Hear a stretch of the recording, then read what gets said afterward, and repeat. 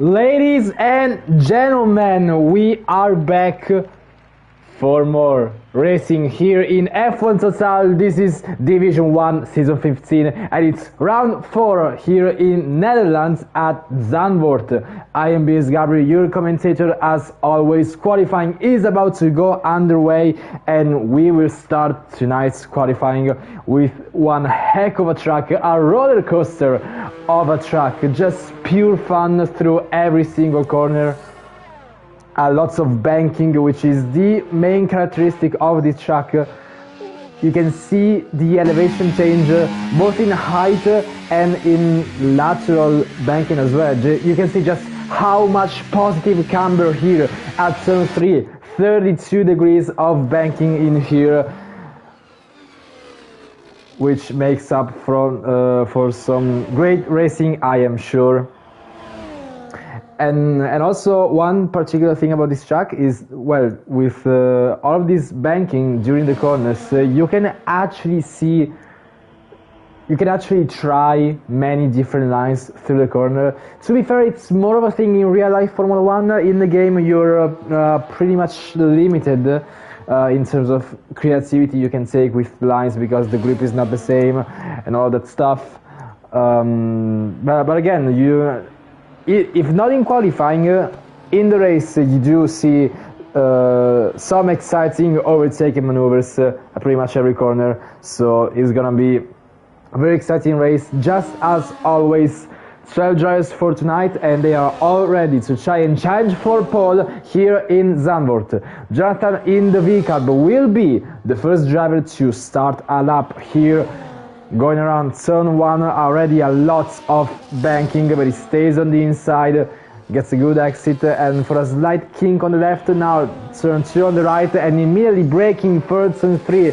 32 degrees of rotation, and Jonathan doesn't stay all the way to the inside, neither all the way to the outside. So it still looks like the normal racing line. Sector 1 is finished with a 24.4, and now turn 7 and 8, both flat in this game with the grip levels this car can give you, and then brake for turn 9, which shortly after goes into turn 10, stay all the way to the inside. Watch out for the curves, because some curves in here can actually ruin your lap, unsettle your car, and maybe cause spins and crashes. Now sector 3 with turn 11 immediately followed by turn 12, very tight, possibly the slowest corner on the track, but now into 13 and into 14, flat out all the way to the inside. Lots of banking in here as well. The DRS on the main straight, the first lap here in Zandvoort will be a 9.9 by Jonathan in the V-Cab. We've got an Aston Martin as well, it's creamy with a 10.5 as his first lap. Dylan in the Haas is about to start now. We have got a McLaren, it is Action Rick coming around the final corner, and across the finish line 11.7 for the McLaren. We have a car tracer with provisional pole position at 9.4, and Jeremy immediately reclaims pole position with a 9.3, just 73 thousandths faster than Williams, who is currently in P2, and at the moment it is a German front row. We are used to see that, but will we see another German podium tonight as Felix goes across the line? He actually made a massive mistake at 39.4, so he's gonna have to restart all over again. Now there is a Red Bull, it is Edwin, no, it's actually the other Red Bull, it's Morgan, the new driver. Well, he just jumped in as reserve literally a few minutes ago, and he's still considering whether he wants a main seat or not, but yes, definitely showed that he definitely deserves one. He claims provisional pole position with a 9.2, 1/10.5 faster than our current championship, well, not the championship leader, one of the championship contenders, but he's ahead of the most recent champion in season 14, because now in the standings it is actually Car Tracer to lead the way, 19 points ahead of Felix. Jeremy is actually only in P3, and Felix has almost double of Jeremy's points. But nonetheless, Jeremy has showed great pace in this race. Oh, Felix into the wall! Into the barrier goes the V-Cab of Felix. around turn 14, the last corner, he apparently maybe got too much curb on the inside and spun got into the wall, and he's still trying for a lap. He improves by 10 seconds. He has half a front wing and he's still out on track. Beautiful stuff. We've got Edwin now pushing in the Red Bull. He's coming around turn 11 and 12 as he goes past the DRS detection point. And around turn 13 he goes. Now the Red Bull DRS is enabled for Edwin. Turn 14 on the inside, he does not crash like Felix did, and across the line for Edwin. His first lap, it's a 10.4, 1.2 seconds off of pole position. And I do think we haven't got anyone pushing right now. The only car closest to the line is always on the outlap. There's actually Sean Moore, but he's coming back into the pits, so always will be the closest driver across the line, who still needs a lap. Well, only 3 drivers without a lap. There are Dylan, Always, and Bazooka, and kind of Felix, since he made that mistake earlier.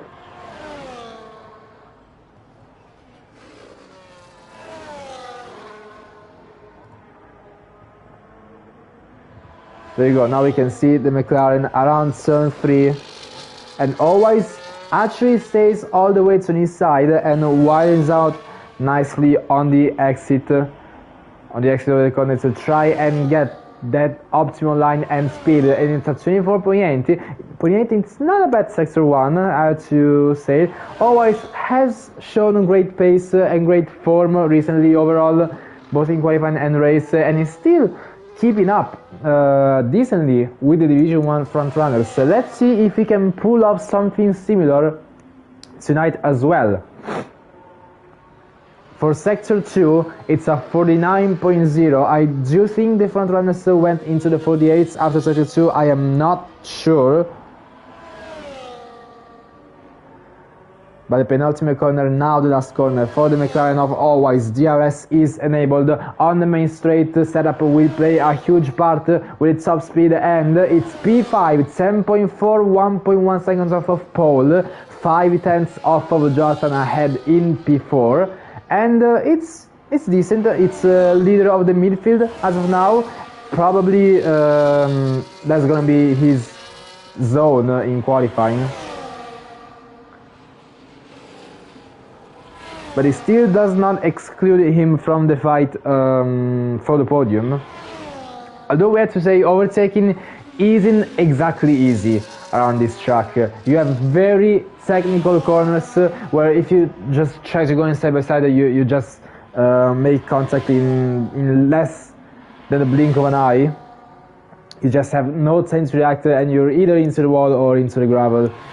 So yeah, overtaking is not easy. The DRS zones are crucial, and well, the one on the main straight is definitely the most likely of where you pull an overtake, because this one right here between turn 10 and 11, it gives a good exit, yeah, sure, for sector 3, but not exactly great overtaking opportunity. I mean, you have to be really close and really in control of your car to try and send it on the inside, maybe even on the outside if you're brave, since it's gonna be the inside for the turn 12 later on.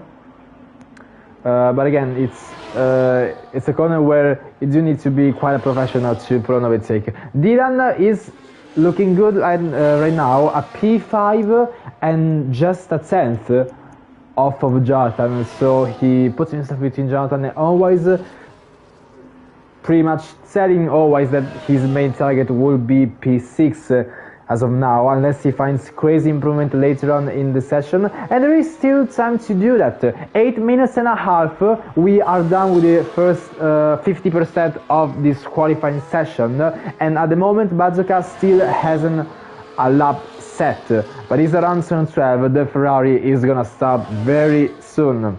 What about Morgan? He has started one right now, and he pulls off a big slide out of turn 1, and another slide into 3. That's already his second run done.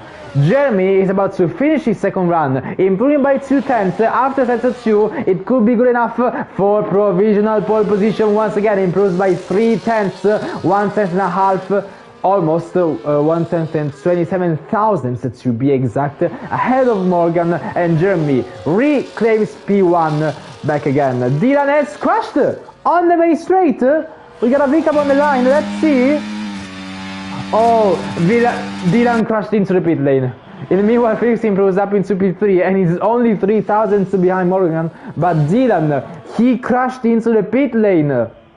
And this game does something. Catcher, meanwhile, wow, what an 8.8! I completely missed that. Catcher sets a new standard. He's the first driver to go into the 108 and pulls off an incredible lap to be in pole position by 3/10 of P2. And I was saying earlier, so Dylan crashed into the pit lane, and well, to be fair, it's not exactly a very easy pit lane to do correctly, especially in the race where you just want to minimize the time loss from the pits. But this game does something where if you crash in the pit lane, you just get teleported on the track on the main straight. Luckily, you get ghosted, as we saw Felix earlier, just completely phasing through his car. But yeah, it's funny, I guess. In the meanwhile, we have Edwin. The way, ooh, big slide, was improving by just slightly improving, 34 thousandths, but he got too much curb in turn 10. That's one of the most difficult part of that corner, the curb on the inside. To get the optimal line, you have to be so close to the inside curb, but at the same time, Zandvoort is a setup where you do need a very stiff front with so many high-speed corners. The front tires, they get so much more worn than the mediums. The mediums, what did I say? They get just more worn out than the rear tires because of so many high-speed corners. So yeah, you do need a stiff front because you need to carry as much speed as possible into the high-speed sections, which again, it means that your car is just very sensible to the curbs.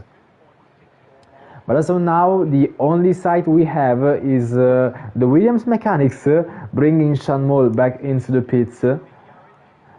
And this is something actually new I have seen from this game. It's not the first time I see it, but it's the first game where I see it. During commentary, sometimes you do get these beautiful shots of the cars going back into the pits and into the garage. You can see the mechanics working. It's quite nice. But now Morgan will be the first... well, it's the only car out on track now, and it will probably be his last run. So he's gonna be the first driver to start this last runs of qualifying here. Now, going around turn 1, brake all the way into third gear, gets the inside nicely and the exit as well. And now for this little Kingman, now into turn 2, downshifting into 5th and into 3rd for turn 3, stays on the inside, a little bit of a slide on the exit of turn 3, but now into 4, 5 and 6, pretty much straight, completely flat out and improves by 6 thousandths. Now turn 7, flat out, downshifting into 6th gear, turn 8, flat out as well into 7th gear, but now watch out and brake nicely for turn 9, in 4th gear, and a massive slide out of turn 9. He's really trying to push the car now into turn 10, gets out of the curb on the exit, he's using all the energy he can deploy, but he's down by 1.5. Now absolutely sending it on the brakes, 13, 11 and 12, gets a very good exit as well. Can he make up the time that he lost? 5th gear, and he's completely sliding throughout the entire track for turn 13 and now 14 as well. I do think, yeah, he's back into the pit for Morgan after a Tokyo drifting lap. Also, an important detail, the pit limiter for this track is 60 kilometers per hour instead of the usual 80, so this is something the drivers absolutely need to consider if they want to avoid getting penalties into the race, which is going to play a crucial part, because if you just go over 1 kph, if you just go 61, you get a 10-second penalty and most of the race is ruined, if not completely over. Edwin improving by 37 thousandths after sector 1. Aranza, oh, massive spin for Edwin. He just completely went sideways for turn 8. His car just had other plans other than going straight. He just turned 90 degrees all of a sudden. So yeah, now his tires are gonna be extremely worn. I don't know if he's gonna push again. Let's look at the top 5 because they look like the ones, well actually the top 4. The top 4 looks like the strongest pack in here. We got a big gap from Felix and Jonathan, the 2 VCAP teammates. Not to say anything about Jonathan, but he looks more, in terms of pace, he looks more like in this fight for the midfield, as he's in P5 and 5/10 of his teammate, and Dylan is very close to him. We get this beautiful shot, this beautiful front shot of the VCAP. The 2 VCAPs going out of the pits, and it's gonna be Felix ahead.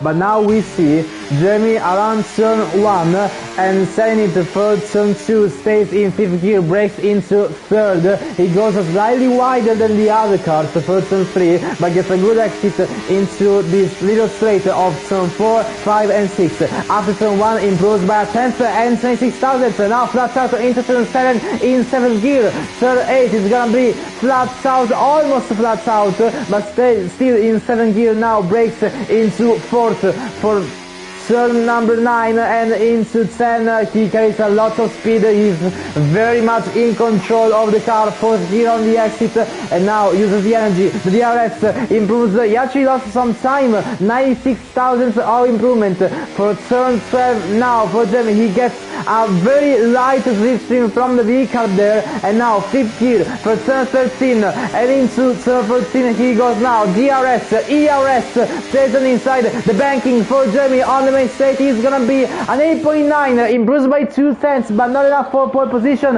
What about Morgan? He's about to start, he's just started the lap, and Felix is just ahead of me, and a massive rear lock from Felix around turn 3, so now Morgan is gonna have to go through him, and let's hope he didn't get too much distracted by that mistake from Felix, which has ended his qualifying. P4 is gonna be his best position. Morgan, massive spin, and into the wall he goes. His lap is done as well. The 2 Red Bulls, the main Red Bull and the sister Red Bull, both not able to complete a qualifying lap.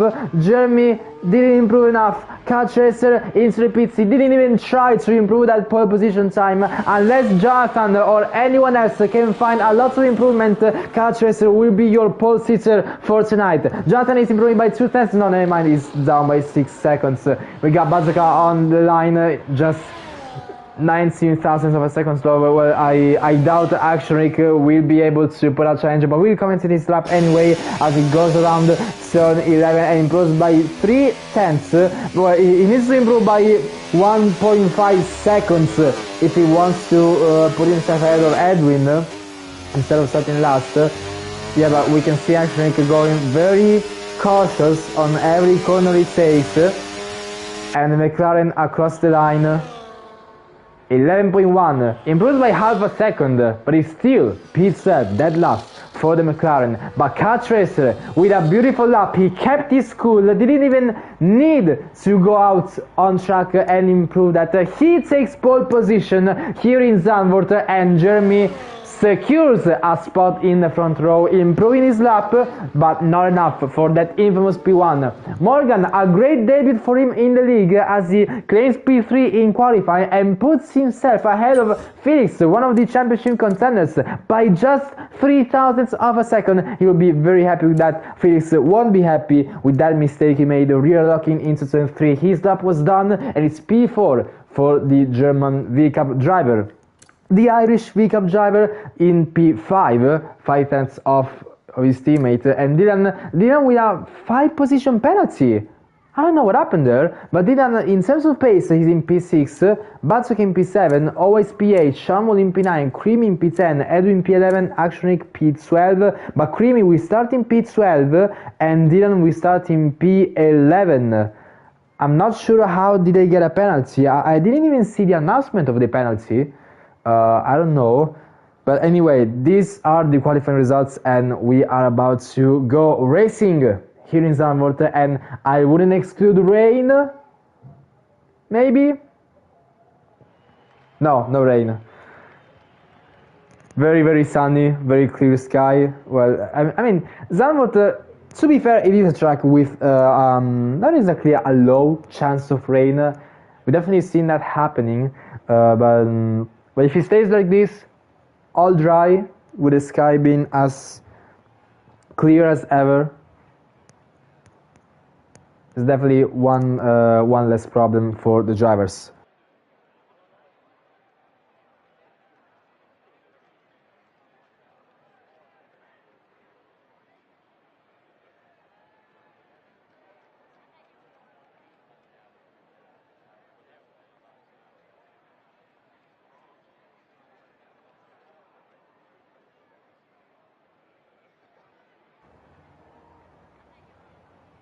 Drivers are still adjusting their strategies to try and find that optimal pit window to get a better hand of their opponents. The pit stop phase strategy could be very much crucial and very much deciding for tonight's race winners, so they really need to be careful and be smart about this and try to understand how they are going to manage the extremely high tire wear they will get on the fronts, especially the left front, because that's gonna be the main deciding factor. You're just gonna understeer for a lot of the lap of the race as your fronts get more and more worn out. So management will be crucial tonight. 4, 5 red lights here in Zandvoort. Cat Racer on pole position, Jeremy in P2, and it's lights out. And away we go for the Dutch Grand Prix, and Cat Racer gets a beautiful start. Jeremy is still trying to go side by side on the inside line, and they are still going wheel to wheel around turn 1 on the exit. They are already battery, and Basu gets crashed into the wall already. A safety car already after one corner. Edwin gets a penalty for a collision with Shamul, and we've got a Ferrari into the wall. Basu retired immediately after not even 200 meters. He's out of the race and the safety car is out. We've just gone from last week's race in Belgium, which already had a DNF after the first corner and the safety car came out, and we have the same exact situation now. Bazooka DNF, Edwin penalty, safety car out on track. No idea what happened there. Let's use this moment to try and see who gained the most positions, and it looks like it's Dylan and Creamy. Dylan recovering from that penalty he got, and Creamy as well gaining 4th position just like Dylan. But let's see the tires. Oh, okay, so it's 5 mediums, 4 softs and 2 hards. So it's really balanced between drivers. I am not sure what strategy they are gonna pull. Well, they are staying out, but Dylan is faking an entrance, but the Williams of Shamul is in, so is Edwin. Well, Edwin to serve the penalty. Shamul, I think he might have got damaged, because I do think he lost quite some positions as well. Well, we don't know, but no, he's changing his front wing, so yeah, unlike last week where we saw a lot of drivers pitting on the first lap under safety car to put the hards go until the end. Unlike that, everyone who didn't have a wing damage or a penalty stayed out, and they are continuing with their strategy. Well, Shamul now went on the hards, but I do think it's still gonna be a 2-stopper, because yes, the hards are made to last a great distance at pretty much every track, but it's still, the tire is still so high in here. I don't think he's gonna bring those hards to the end, so I still think we will see pit stops from everyone in here.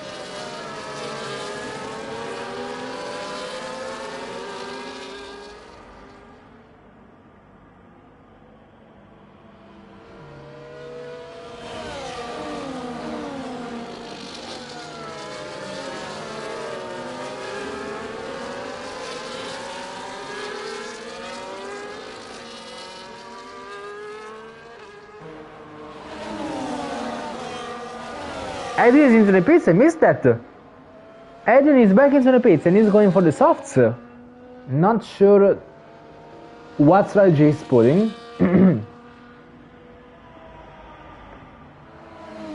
Yeah, I'm not exactly...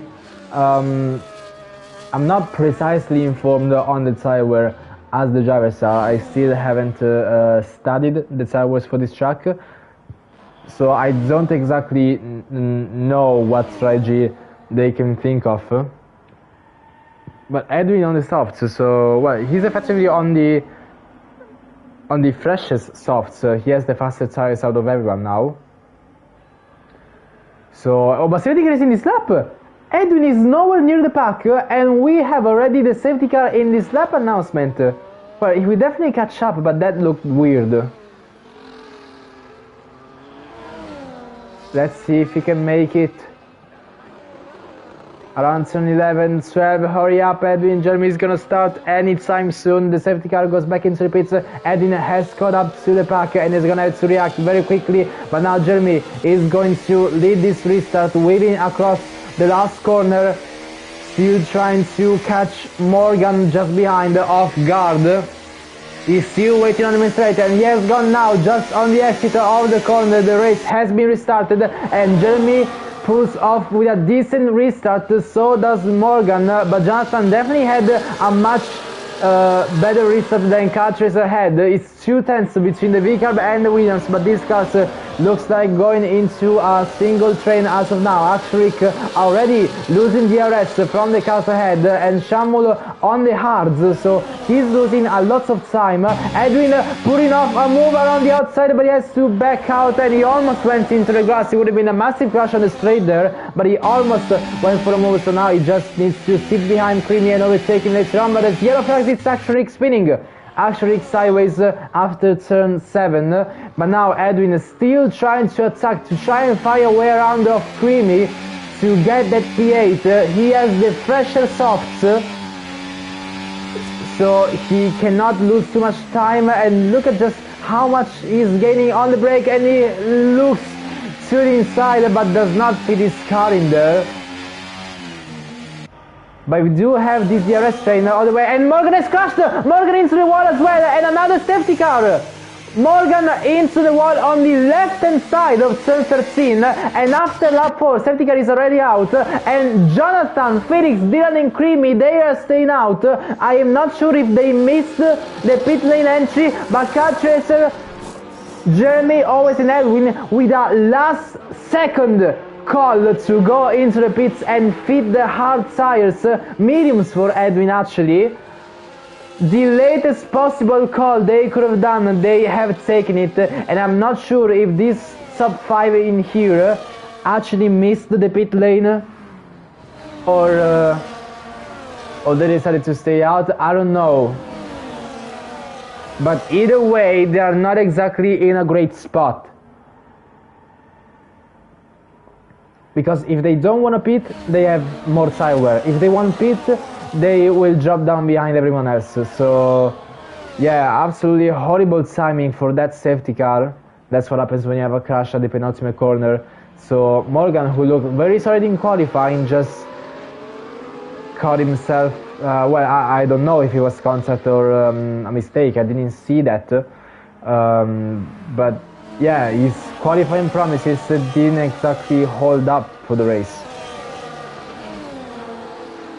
So at the moment, it's a VCAB 1-2 with neither of them having done a pit stop. So they still have to manage their mandatory compound change, while the rest of the cars, all the cars behind Shamul already did the mandatory compound change, so they are fine for the rest of this race. I'm not sure what the front runners are gonna do, but they are staying out. So they are still staying on their original strategy. No pit stop made for them. Shamul actually did a pit stop. He just stayed out, but it did. Oh yeah, he did change his front wing earlier. So these top 4 will definitely have to manage. Especially just, well, Creamy is on the softs, is obviously going to pit later on, and very soon actually. It's a more of a complicated situation for Jonathan on the mediums. Not sure until which lap he can push those mediums. And I'm still not sure about the hards, when it's gonna be the optimal pit window for them. I still don't know, so yeah, it's a very interesting situation for pretty much everyone right now.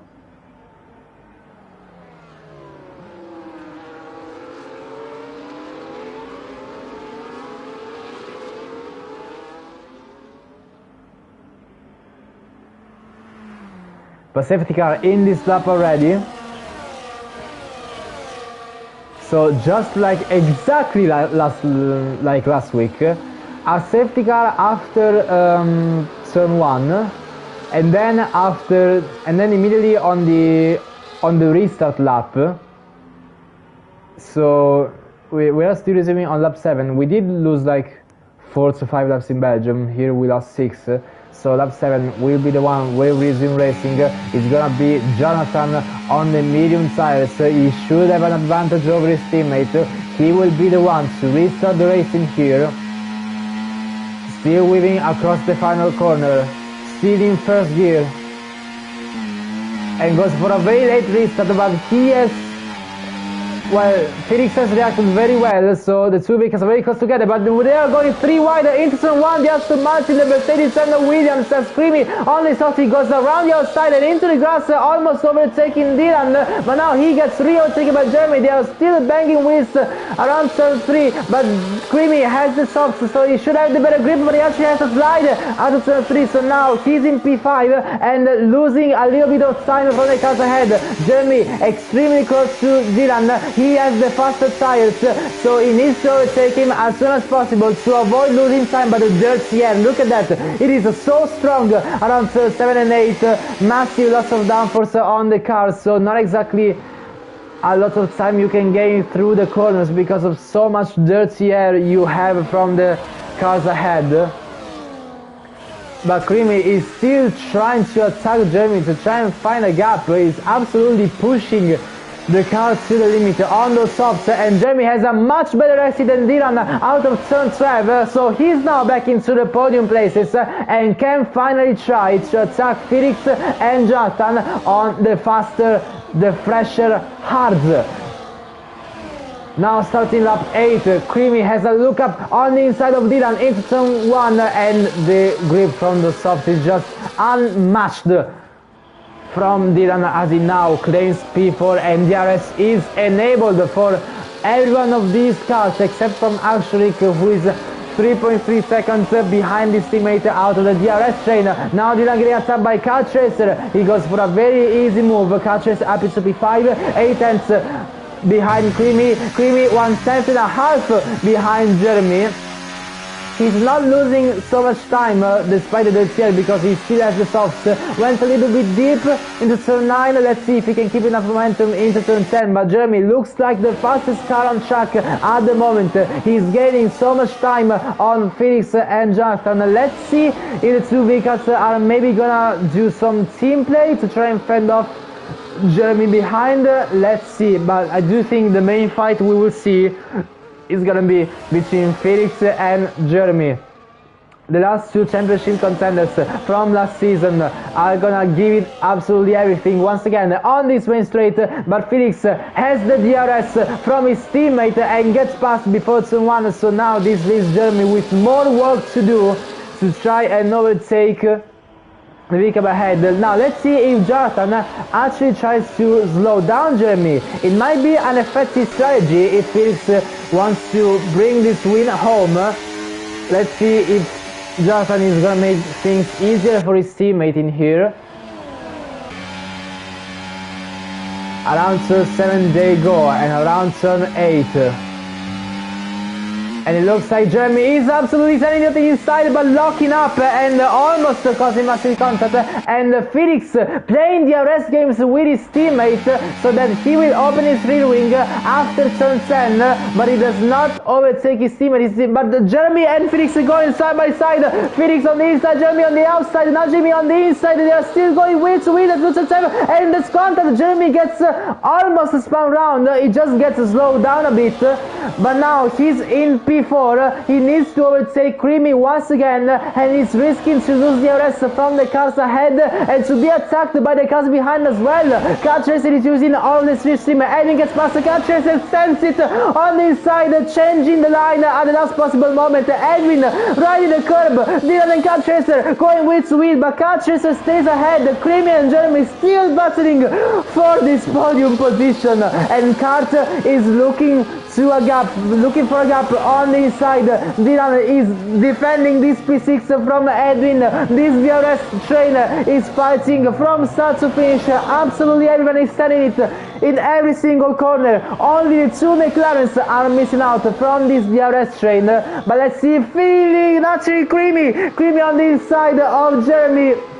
They are still fighting for turn 10 in P3 now. Goes Creamy, DRS enabled for both the Aston Martin and the Mercedes, and it looks like Creamy has still more grip on the styles, but Jeremy is leaving nothing on the table. He has so much pace despite the compound difference. There's a yellow flag for always looks like he's struggling this time around. He gets overtaken by his teammate. It's a disaster for McLaren. Now the two vehicles swap places as Felix goes back into the lead, and Jeremy goes past Creamy actually, still in turn 1, and Car Chaser is still trying to find a gap anywhere to try and get past, to try and improve his position. He's chasing this pack, and Jeremy now goes side by side with Justin around turn 5 and 6, and they still make contact. Now they go wheel to wheel around turn 7. Jeremy on the outside. Who's gonna be ahead? Now Justin is the inside for turn 8. They banging wheels, and Creamy now has the inside, and he goes for another overtake on the inside of Justin around turn 9 and now turn 10. The Aston Martin is trying to hold this car around the outside. Jonathan with a slide out of turn 10. Creamy goes for a double overtake in the complex of what was it, three, 4 corners, and is now in P2 and still has the arrest to try and attack Felix in the lead of this race. 7 tenths separating P1 and P2, and Jonathan into the wall with a massive spin, and he goes to destroy his front wing down in P8 for the vehicle. But drama just keeps happening for this entirety of the race. Now Dylan, Edwin, Shamul all fighting for position. Dylan on the outside, but he backs out. It's just a P6, and now massive slide, but he keeps it on track, unlike Jonathan did earlier on. Nice P6 for Dylan. He has a lot of slipstream, a lot of dirt air to try and improve his top speed for turn 6, and now in turn 7, but now he loses out actually a lot on those hards. Edwin on the mediums trying to push to overtake Car Chaser, but who is pushing even more is Creamy. Still on 11 laps, so soft. He has still so much grip and so much pace. He has not dropped the DRS from Felix in the lead. We are only into lap 12 out of 36, and drama keeps happening all over the track between every single driver. This is beautiful to see. Now Creamy, he's only 3 tenths away from Felix. DRS enabled, goes for the inside. Felix still tries to hold on, but there's nothing he can do as Creamy goes past before the braking zone. In the meanwhile, Jeremy has the fastest lap, so the extra point is provisionally assigned to him, and he's he rear ends almost Felix into turn 3. There might have been, he was very close to contact. Jonathan goes into the pits for a wind change and for a compound change. Now he goes onto the hards. Creamy is in the lead of this race. But I do wonder, when are these softs gonna drop out? They have done 12 laps and they are still holding off magnificently in terms of pace.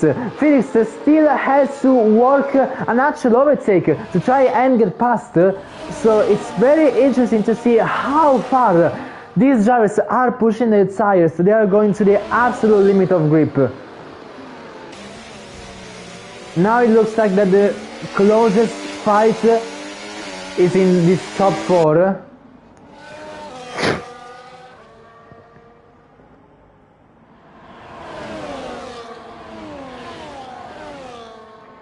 We got Jeremy now using all the slipstream available from Catrese. They're going 3 wide into turn 1. Oh my god, who's gonna be ahead? And contact being made between Jeremy and Felix and Creamy as well. They are both fighting for the lead of the race, going 3 wide into turn 1.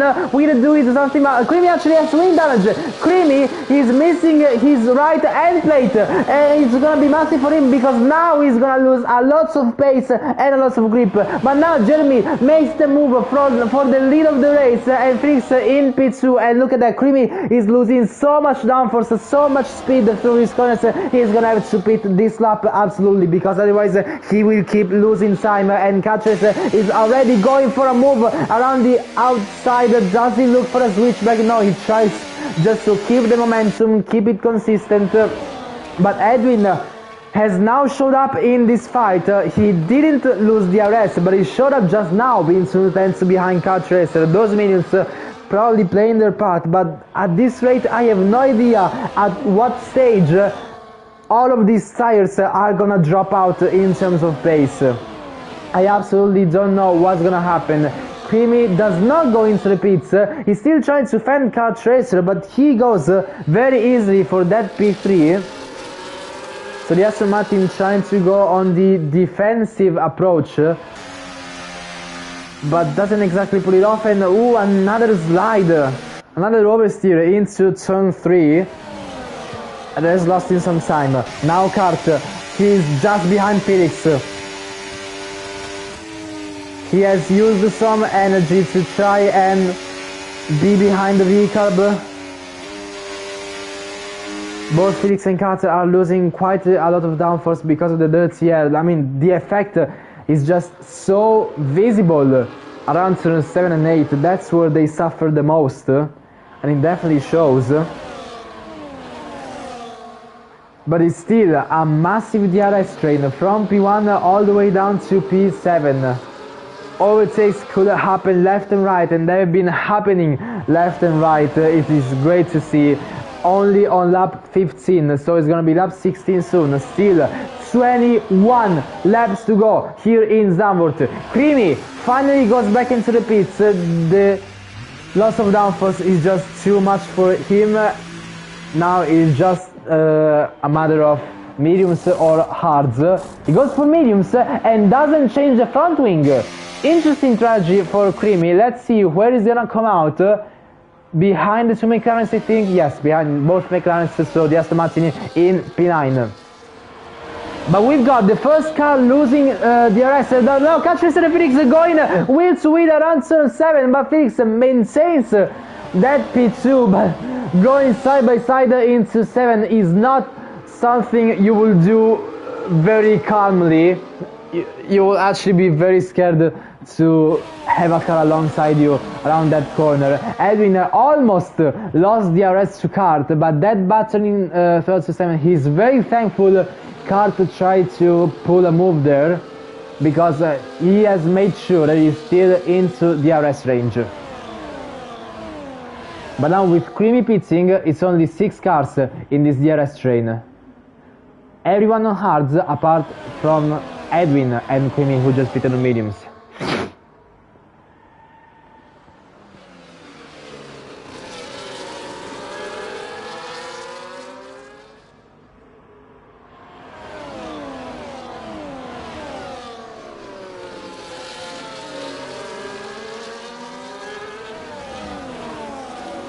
Now Creamy overtaking Nationalika on the straight, so the Aston Martin on the charge.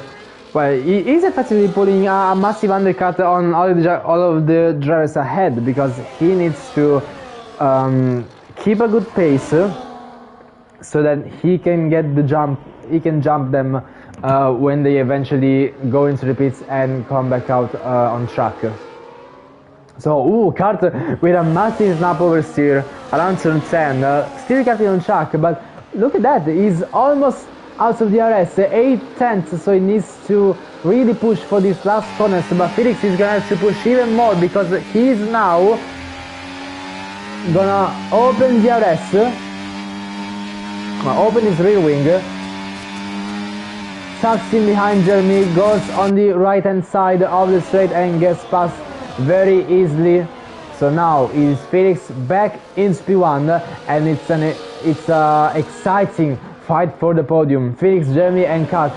It may have always been these three, the German top three, still fighting for these positions, but the excitement just never runs out. Creamy and Actionrick still, I do think Creamy made a mistake earlier because he was being overtaken by the McLaren earlier, but now he reclaims that position. Lap 18 out of 36, 50% of this race is now done, and some drivers still have to do their pit stops. Those drivers are Felix and Dylan. Both started on hards, so now it's just a matter of understanding how far they are gonna push these hards to try and understand also what tires they will choose. Or maybe if they just gamble, maybe on a safety car, maybe they want to stay out. No, never mind. Felix goes into the pits right now on lap 19. Well, just starting lap 19. Felix is now into the pits, changing those hards for mediums. So the first half of the race with hards, the second half on mediums. I don't think it's gonna get jumped by Always. Let's see, might actually be tight.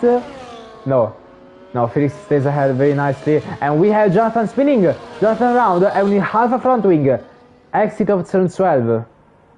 Definitely a race to forget for Jonathan. He was looking, maybe not very good, but he was looking decent. But now he has just ruined his chance of scoring effective points. He can still score P10, 1 point in the worst of cases. But again, it could have gone much higher. But now we are officially entering the pit stop phase. Well, the original pit stop phase, if we exclude front wing changes, penalties, safety cars, etc. Dylan overtaking Sean Moore, now is in P4, and some cars are losing DRS. So this might actually be a good time to try and pit, and Dylan does just that. The Haas is ooh! And it's a 10-second penalty. Edwin going massively slowly on the pit lane, and Dylan has to take avoiding action and brakes extremely late, but he has to brake less and avoid the car of Edwin to avoid going into the back of him. That I think that might be a costly penalty. I think it's gonna be a heavy penalty for Edwin because he was going so slow before the pit line. The pit limiter line. Dylan had to take avoiding action. Very controversial, almost incident. Will definitely be a penalty from the stewards.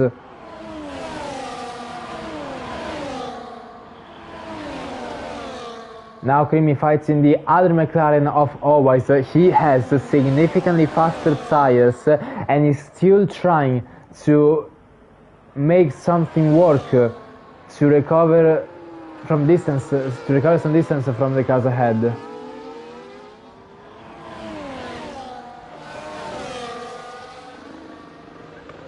They're asking me in the chat if I am from India. No, I am from Italy. Now Cal Tracer is 3.5 behind Jeremy. I think they both had a pit stop. Yeah, one stop. Now Felix gets the fastest lap with those fresh mediums.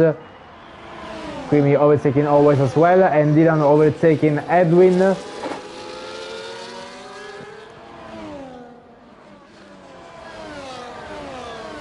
So it looks like the situation has calmed down a little bit. because we are in the pit stop phase. Jonathan once again with a spin, and the same mistake. He brings out a virtual safety car, but no one is near the pits to try and use a free pit stop. But Jonathan spinning and destroying his front wing at the same corner, and he has brought out the virtual safety car and he goes back into the pits. But actually, Jeremy and Carter are very close to the pit lane. They have a big gap from the cars behind. Will they use this for a free pit stop? No, they won't. Jeremy stays out and Catches does the same. And Edwin gets a drive-through penalty. Speeding under virtual safety car. He kept the delta negative just as the virtual safety car was ending. And, well, I do think he will already get a penalty for that pit lane incident. But now he has to serve a drive-through as well. So, well, given how far Jonathan is from the rest of the group, I think he is actually lapped. Given that, maybe the most Edwin can do is P9 today.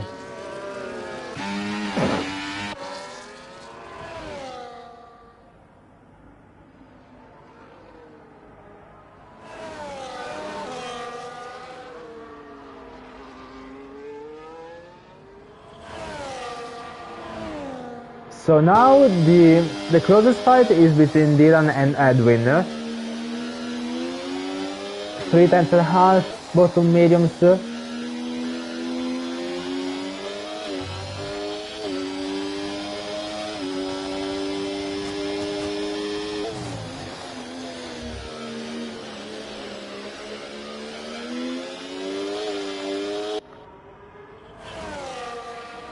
Cream is actually now closer to Edwin. He has slower mediums, but he has slower mediums, a damaged front wing, and it still looks like he's going faster. But now Edwin goes in the pits to serve his drive-through penalty, and he will drive. And Edwin, he's actually retired. He said the drive-through, but just decided to retire into the pits.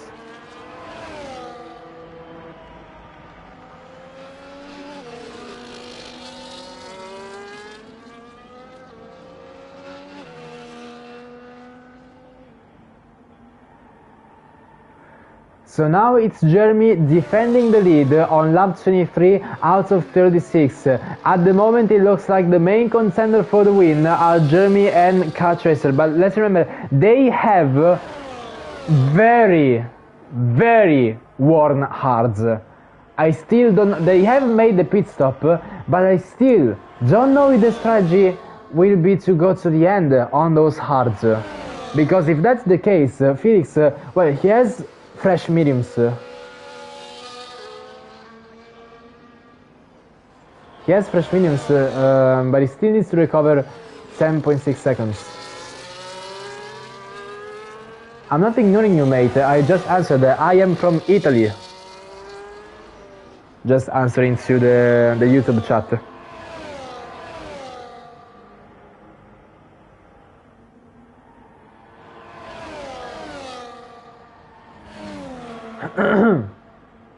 Oh, Creamy actually with a snap oversteer, yeah. Slight mistake in turn 3.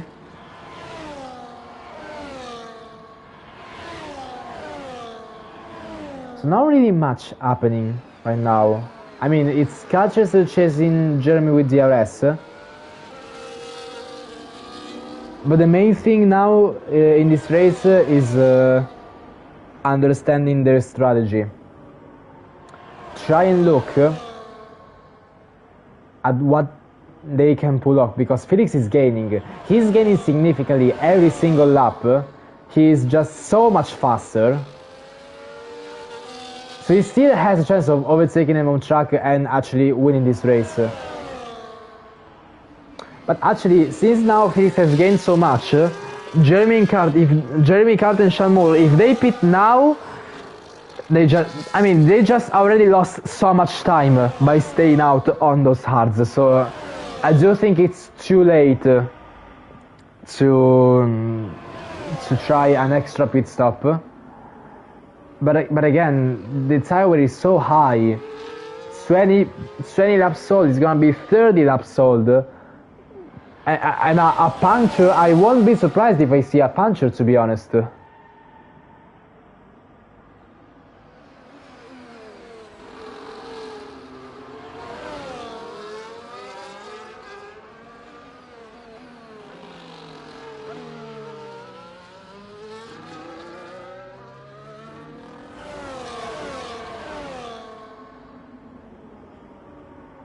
So gap now 6 tenths, 5 tenths, 4 tenths. Oh, Kadrazil is pushing, he's using a lot of DRS. He's recovering, but not enough.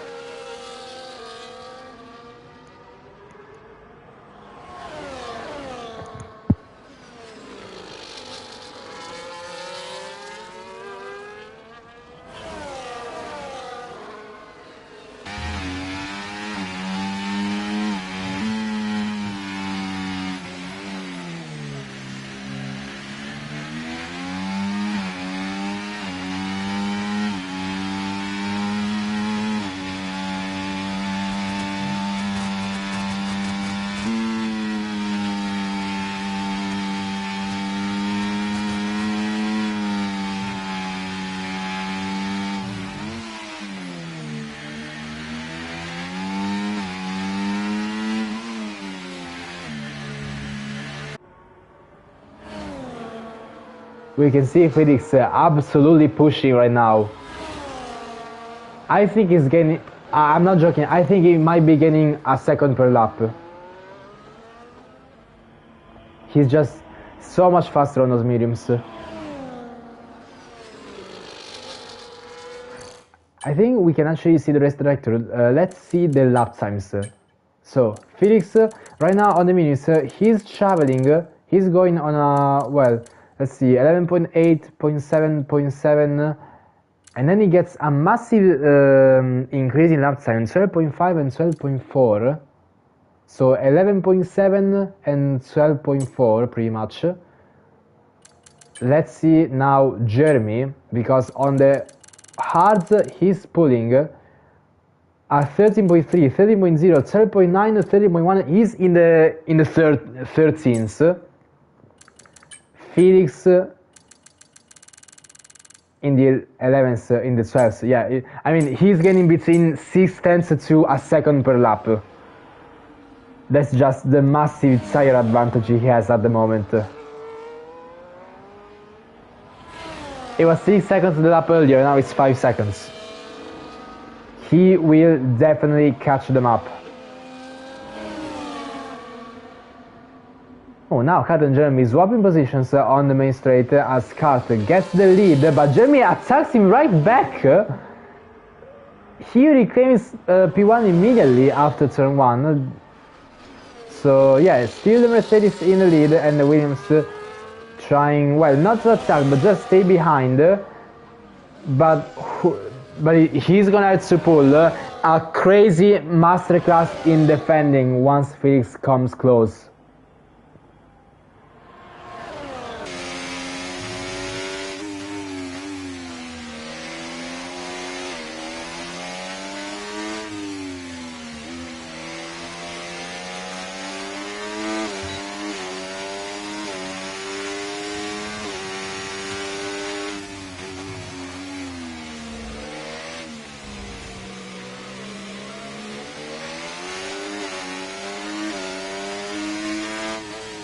And Creamy gets a penalty. Track finish penalties, so 3 seconds to Creamy. But he's 7 seconds from always, so it should be good. And on lap 28, we are still monitoring these two chasing each other and, well, pretty much saving all of their energies to try and defend to the maximum from Felix.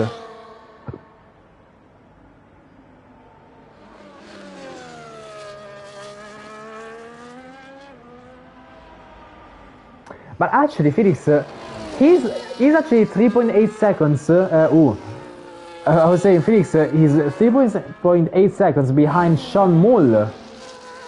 So after he overtakes Sean, he needs to gain 8 more seconds.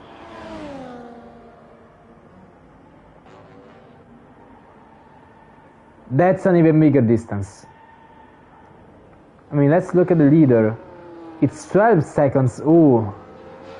I'm not so sure anymore if he can make it. I just confused myself all this time. I didn't realize the time was the distance was between Felix and Sean. I am such an idiot.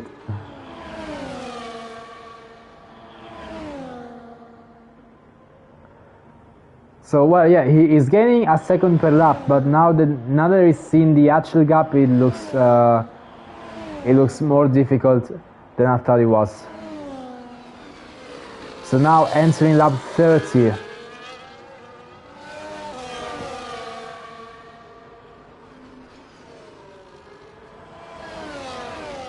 Felix 2.7.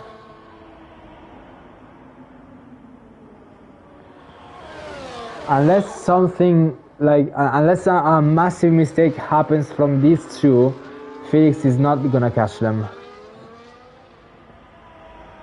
It looked impossible, but they actually pulled off a one-stop strategy, pitting so early for those hards. Felix, despite the massive tire advantage, he is still not recovering. Significantly faster, yes, but too much distance, too many seconds.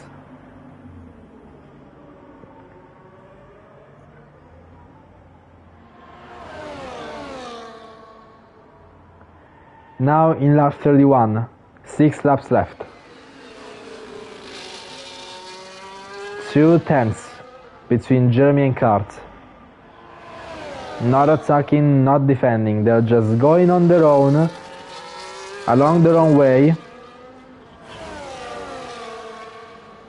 to just keep the car in one piece and then attack on the last lap, like they've always done. So just keeping it consistent.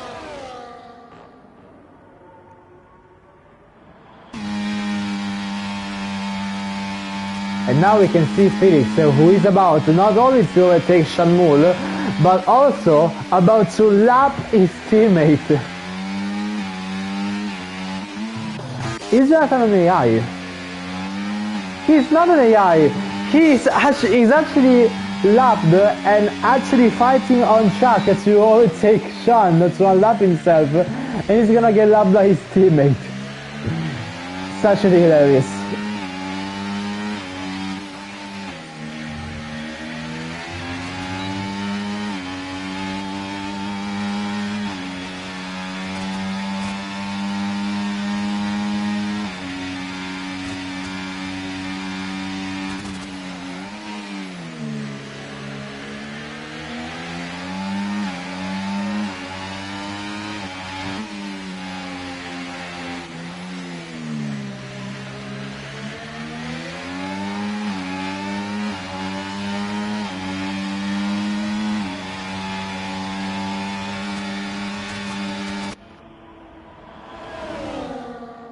So now we've got the Williams and the two vehicles, except one of them is lapped.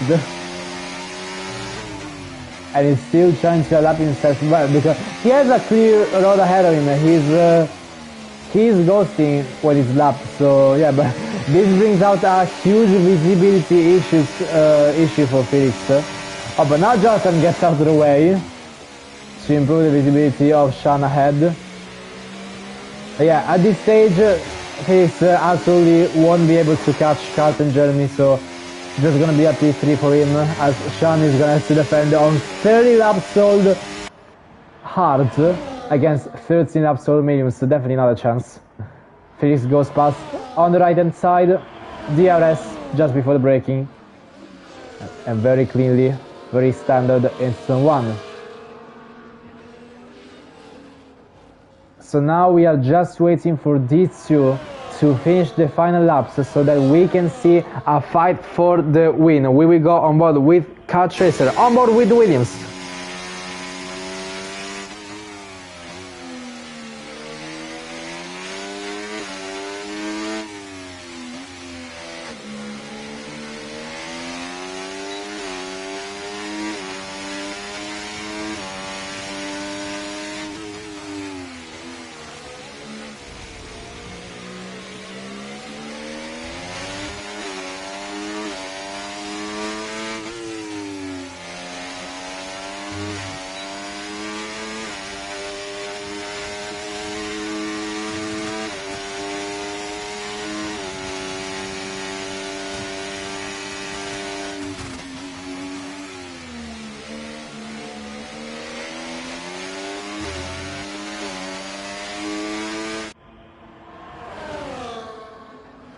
Now it's 4 tenths separating the two of them going into lap 34.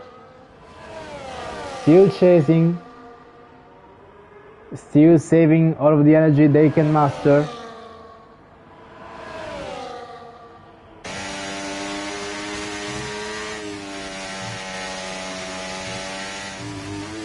Two laps and a half left. These two are not exactly pushing to their best at the moment. Just bringing it home because the attacking mode will come later. Now on board with Jeremy.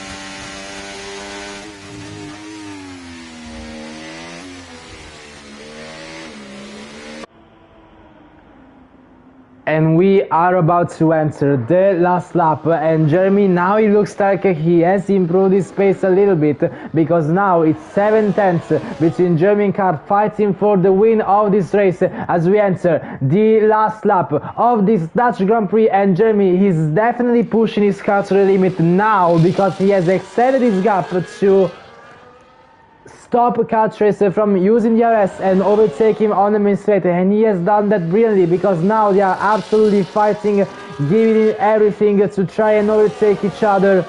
Jeremy defending, Kart Racer attacking. Kart is gonna have a lots of dirty air for turn 7 and 8. Maybe let's see if he loses time. No, he's actually gaining. He is much faster than Jeremy through these corners. He needs to get close as much as possible, because that's the only way to set up an optimal attack. Now going into turn 9 and turn 10, Jeremy, he's still taking defensive lines, and Kart Racer is trying to get over the system. DRS enabled, overtake enabled as well, side by side into turn 11 they go, and catches with a 7 inside. Jeremy goes off track, he gets pushed into the gravel, and that's the race win done.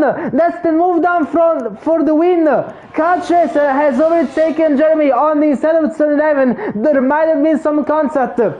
Jeremy being pushed onto the gravel, but the fight is now done, and Kart Racer wins the Dutch Grand Prix, and Jeremy finishes to take second place. Kart Racer now with his third win of the season in a row, and extends further his gap from Felix. Felix, who is now in P3. Shamul finishes the race in P4, Dylan in P5 with a questionable 10-second penalty. Quimi in P6. Always in P7. Actually will finish in P8. Jonathan finishes in P9 with the fastest lap, helping Vika, but with that extra point, so it's not 15, it's 8 points for Vicarb, but not exactly gonna matter, because Williams gains 37 and Mercedes gains 18.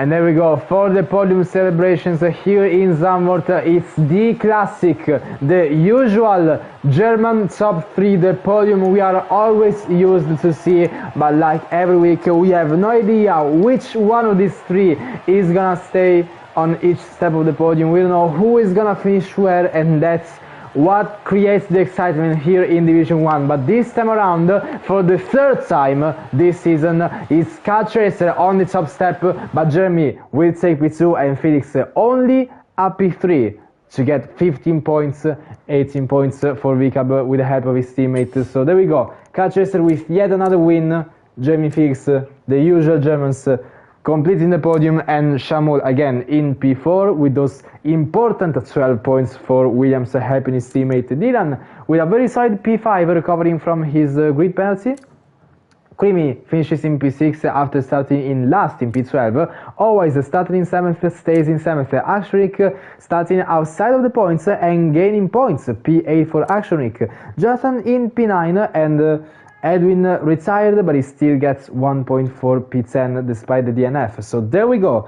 This has been the Dutch Grand Prix, the 4th round of season 15 here in Division 1. As always, we will have the Division 2 version still in Zandvoort on Wednesday. But now, next week is gonna be the start of a very important part of the calendar, because from round 5, so the next round, from round 5 all the way down to round 9 is gonna be only street tracks.